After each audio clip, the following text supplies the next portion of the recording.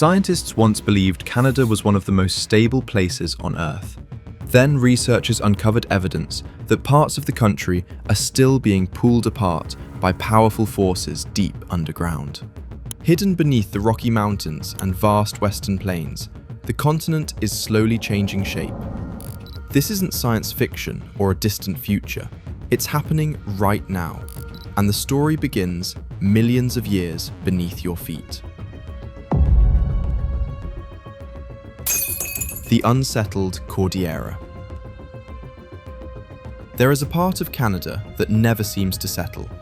The Cordillera, its very name summons visions of rugged mountain ranges and endless forests, spans nearly 1.2 million square kilometers. That's nearly twice the size of France. Within this expanse, ancient volcanoes sleep beneath thick stands of pine, and the earth grumbles underfoot. In geological terms, the Cordillera is a riddle. Wind back the clock 150 million years. This corner of Canada wasn't always part of North America. Instead, it was cobbled together from a collage of fragments, minuscule continents, volcanic arcs, and migrating slabs of crust, gradually forced into place by shifting tectonic plates. It is a patchwork land, every swath stitched from different origins. What's more, that geologic quilt never truly set. Even now, the Cordillera creaks and flexes, caught in the motion of the North American plate as it drifts westward. Beneath the Rockies, a mesh of faults silently threads the ground, some old as the mountains themselves, others lively and ready to slip. The Cordillera includes at least 16 major fault systems, each capable of abrupt motion, each able to reshape the land in unpredictable ways. The most powerful earthquake in Canadian history, a magnitude 8.1 event, was born along the Cordillera near Haida Gwaii in 1949. That shockwave was felt hundreds of kilometers away, its memory still echoing in the region's geology. That quake released more energy than all the nuclear tests ever conducted on Canadian soil combined. But the story isn't just about earthquakes. The Cordillera is being stretched, not in catastrophic lurches like the San Andreas Fault, but in a drawn-out, relentless extension. The weight of the Rocky Mountains and the underlying drift of North America interact, thinning the crust, forming deep valleys, and occasionally tearing at the seams. For millions of years, crustal fragments have been pushed together, much like books squeezed tightly on a shelf. But now, in response to a slow change in pressures, that tension reverses. The crust thins, valleys deepen, old scars reopen. What's behind this slow-motion split, and why should anyone care? A lifetime in the basin's shadow. On the southern edge of the Cordillera, past the wheat fields of Alberta, you'll meet Leah Sanderson. She grew up in Drumheller, at the edge of the Badlands, and still lives there with her family. Her porch overlooks carved cliffs, stripes of ancient sediment, each layer a reminder of time's passage. But what Leah can't see is what lies beneath, the Western Canada Sedimentary Basin. This is one of the world's largest basins, stretching across 1.4 million square kilometers, from the Rocky Mountains east to Manitoba and beyond. Hidden under the flatlands and hills, the Western Canada Sedimentary Basin holds more than 1.2 trillion barrels of oil in place, qualifying it as one of the richest petroleum regions on the planet. In 2014 alone, Canada produced about 3.8 million barrels of crude oil per day, most of it drawn from deep within the basin. The size of this ancient basin rivals Mongolia. Yet to the casual observer, it is as invisible as memory itself. The basin wasn't always here. Its vast bowl formed as the land above sagged and warped, a response to the colliding and stretching of plates, the same deep forces now at work pulling the Cordillera apart. Leah's grandfather remembered sagging sinkholes appearing overnight in the pasture, water filling new hollows where none existed before. Some said it was just poor ground or old mines caving in, but others quietly blamed the restless earth. Leah notices cracks on her own land, sometimes small, sometimes yawning open after particularly wet springs. As the Cordillera pushes upward, the basin responds by settling, a natural consequence of forces hundreds of kilometers wide. Uplift and subsidence, pressure and release, mountain and plain. The land is constantly balancing itself. But if the mountains are rising while the prairies are sinking, what keeps the continent from simply shattering apart? The patient work of uplift. Close your eyes and picture the Rockies, sharp peaks, blue ice fields, forests climbing into the clouds. These mountains are the products of ancient violence and endless patience. Their visible forms, mere tips of foundations that reach kilometers below. Mount Robson stands tallest in the Canadian Rockies, stretching up to 3,954 meters above sea level. It claims its place as one of the highest summits in the country, a sentinel against time. Some geologists calculate that the Rockies' uplift, begun nearly 80 million years ago, persists even now. Mountain building on this scale is almost beyond imagination. A millimeter gained each year amounts to merely a pebble over 4 millennia. Yet multiply that by the sweep of millions of years, and you get entire mountain ranges thrown up from the crust. The engine of this uplift is tectonics, collisions, compressions, and more recently, slow extension. Plates grind and scrape, then are pried gently apart. The crust thickens where compressed, rises where heated, and thins where stretched. Whole valleys open between uplifted rocky spines. The Fraser, the Bow, the Columbia, each is a scar, a vestige of the unceasing ballet of tension and release. These processes reshape human lives too. In Banff, Jasper, and Revelstoke, landslides and rockfalls are constant concerns, ever in the minds of engineers and emergency planners. In 2013, a landslide blocked the Trans-Canada Highway for weeks, a stark reminder that in the Rockies, even the roots of commerce and travel bow to geology. The Cordillera's uplift doesn't just sculpt scenery, it is key to understanding Canada's seismic future. As the land rises and stretches, stresses build. Faults, stressed by millions of tons of shifting rock, can suddenly slip, and when they do, the land shakes. Canada's secret fault lines. Below the lakes and forests of Western Canada, the crust is scored by faults, deep fractures where the Earth's slow strain can release without warning. These aren't the well-known headline-generating faults of California, but their relative silence is misleading. Western Canada contains more than 250 recognized faults that stretch longer than 10 kilometers. Enough, all told, to span the width of British Columbia several times over. The greatest slip recorded in a Canadian fault over the last century reached 80 meters in a single event, a rupture equivalent to dropping a 24-story building in an instant. Canada's Queen Charlotte Fault is every bit as seismically potent as California's San Andreas, with the potential for powerful earthquakes. An active fault is a deep wound in the continent, a place where blocks of crust slide against each other, sometimes rapidly, sometimes almost imperceptibly. In 2017, Canadian researchers deployed seismic sensors in the forests near Bella Coola. The devices picked up low, rumbling, slow earthquakes, movements so gradual that if you stood atop the fault, you'd never notice. These slow slips, migrating over weeks, transfer stresses through rock silently, but their marks are unmistakable on sensitive instruments. Tension is building in the crust. In Vancouver, schoolteacher Daniel Wexler experienced one of these minor tremors late one night.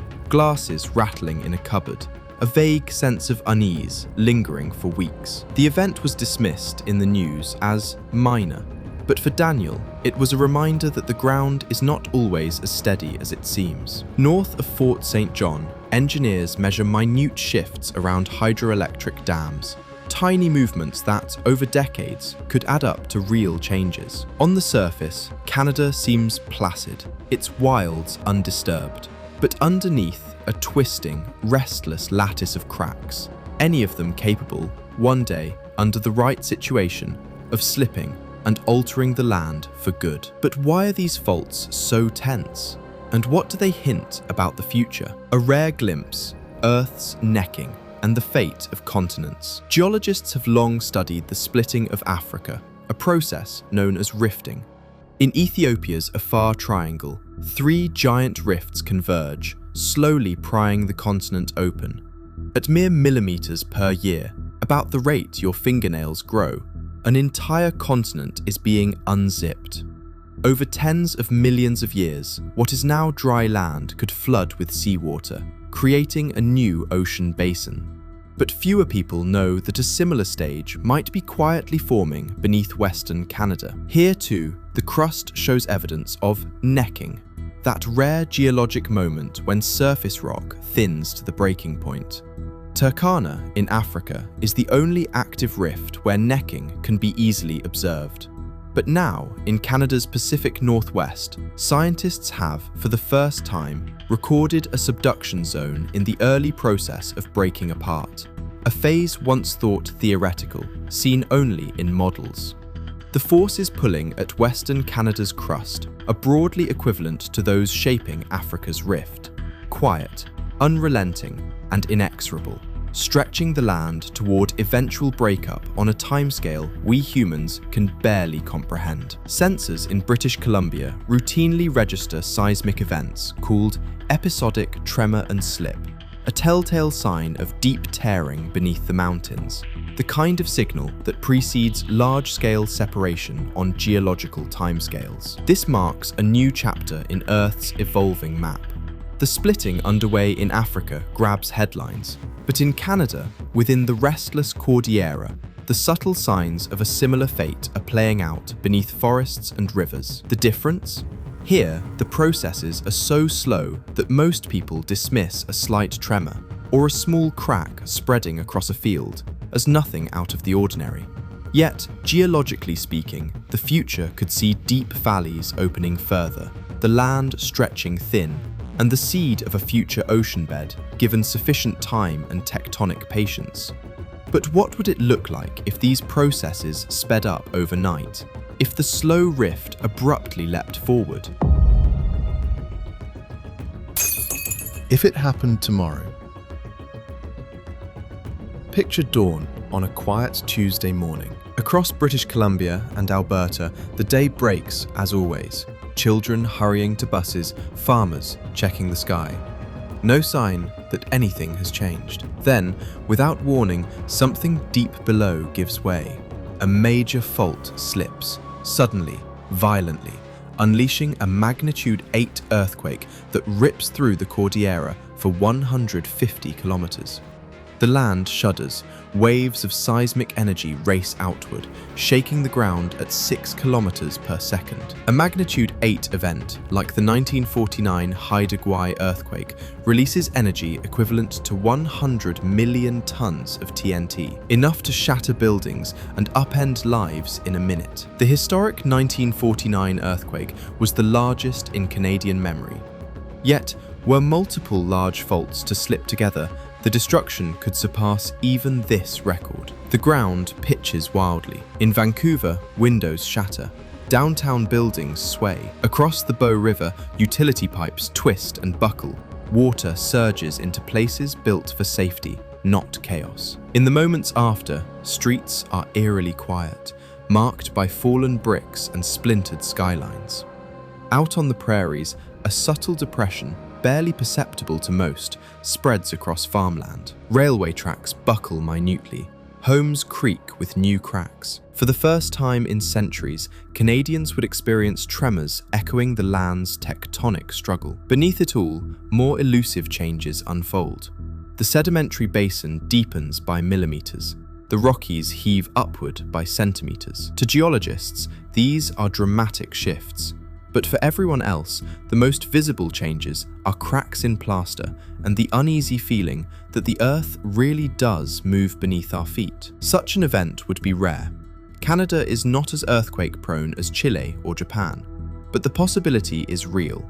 And if, over millions of years, the crust continues to stretch, the Cordillera could, in theory, drift apart from the rest of the continent. though this, too, belongs more to science's far future than our headlines. Still, the slow-motion unzipping of a continent would be invisible most of the time. And for those living on this restless land, the split is something witnessed in small ways, day after day. The people who live with the split. Beneath all the science, beyond the data and seismic charts, are people, watching, adapting, and living quietly on unstable ground. Joe Sinclair's family has fished the inlets north of Prince Rupert for generations. He remembers his grandmother's story. Sometimes, at night, the water seemed to breathe. Once, the dock split. Half our gear washed into the inlet. We said it was just bad luck, but the old-timers always blamed the ground moving again. His village survived the 1949 earthquake. Shattered windows, furniture flung across the cabin in a single jolt. They rebuilt, but every generation waits, half joking, for the next big one. Along British Columbia's coast, minor tremors happen dozens of times each year. Most too faint to notice, but constant, steady proof that the land is always in motion. In 2012, a swarm of over 16,000 microquakes was recorded near Haida Gwaii in a single week. The total energy of these tremors may seem negligible, a cumulative movement no greater than what a busy city experiences in a month of elevator rides. Still, to local scientists and communities, the signals are meaningful, reminders of nature's hidden clockwork. Further inland, Leah still traces cracks in her property, sometimes marking them with chalk, sometimes measuring with a ruler whether they've widened over the winter. Her daughter draws coloured lines around them, turning them into a patchwork map of forces that pull and push beneath their world. In Vancouver, Daniel organises earthquake drills at school. For him, the risk is tangible, even routine. The instructions are clear: drop, cover, hold on. In a city poised along a trembling boundary, preparation is not panic, but prudence. For all these Canadians, the land's quiet movement underlies a generational unease. Not dread, but a wary respect for a countryside that refuses to stand still. The unseen race, continent versus time. Foreign headlines marvel at Africa's slow split. Oh no, when? They ask, with a shiver of awe and amusement. Here in Canada, the split is more hidden, but no less real. The Cordillera, the sedimentary basin, the ceaseless faults. They are not passive landscapes, but drivers of change, set in motion millions of years ago, continuing still as we live, work, and dream. Over the last 45 million years, the North American continent has moved westward by about 2.5 centimeters a year, enough to travel an Olympic swimming pool in that time. The geologic record shows at least 3 major faulting episodes within Canada, first beneath the Iapetus Ocean, then during the initial formation of the Rockies, and now in the slow stretching of the Cordillera. To drive the Cordillera's motion requires forces equivalent to the energy released by a hurricane every second. Immense, silent, and omnipresent. Every cracked field, every sinking basin, every minor quake tells a story of resilience. A world reshaped by invisible hands, even as our routines go on. As we walk forest paths, stroll riverbanks, and climb mountain passes, most of us sense no danger, but the land beneath is alive, stretching, shifting, splitting with the ageless rhythm that shapes continents and, with them, our futures. Change is not just possible, it is fundamental. The Cordillera, the basin, the mountains, the restless cracks, they do not wait for us. They split, they rise, they sink, forever redrawing Canada's lines in the sand. And as we move across the landscapes of Western Canada, we are bystanders and witnesses, glimpsing, if only for a moment, the immense and patient drama that will unfold long after we are gone. The land refuses to hold still, always promising a new chapter in the ancient, unfinished story of continents, oceans, and the fragile lives that bridge their shifting ground.